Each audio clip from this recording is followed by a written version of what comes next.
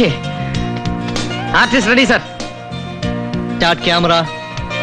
Rolling sir. Action.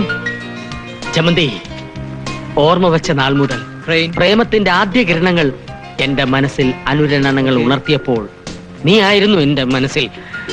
അതിനുശേഷം എത്രയോ പേർ എന്റെ ജീവിതത്തിന്റെ വഴിത്താരയിലൂടെ കടന്നുപോയി. ആർക്കും എന്റെ മനസ്സിന്റെ ഭിത്തിയിൽ ഒരു ചിത്രവും കോറിയിടാനായില്ല.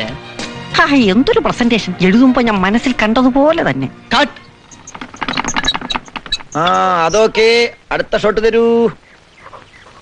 Start camera. റോളിംഗ്. ആക്ഷൻ. എന്റെ ചിത്രം ആ ഭിത്തിയിൽ വരച്ചിടാൻ ഞാൻ പറഞ്ഞു. ഒരുപാട് പേര് വരയ്ക്കാൻ ശ്രമിച്ചതാ.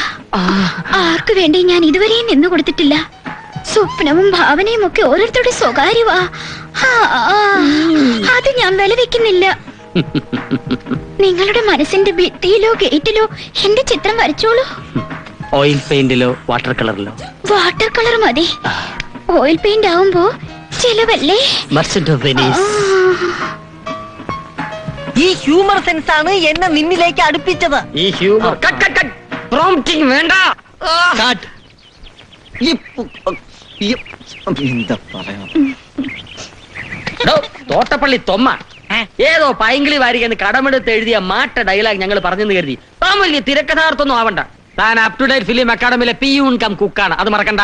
ഇല്ല, പക്ഷെ തിരക്കുള്ള തിരക്കഥാകൃത്താവുമ്പോഴേ ആത്മകഥയിൽ ഇതും എഴുതും. ആത്മകഥ എഴുതിക്കോ. വായിക്കുന്ന ഒരു ആത്മഹത്യ എഴുതാ മതി.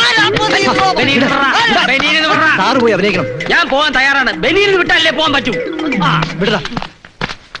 ആണക്കേട്. മിണ്ടി പോരുത്. ഡൊമിനിക്. ആക്ഷൻ പറയണ സാർ. മതിയോ action? Ready start. Ready action. ഈ ഹ്യൂമർ സെൻസ് ആണ് എന്നെ നിന്നിലേക്ക് അടുപ്പിച്ചത്. ഇതൊരു ഡ്യുവറ്റ് പാടേണ്ട സന്ദർഭമാണ്. എന്നാ പിന്നെ വെച്ച് താമസിപ്പിക്കണ്ട, പാടിക്കോളൂ.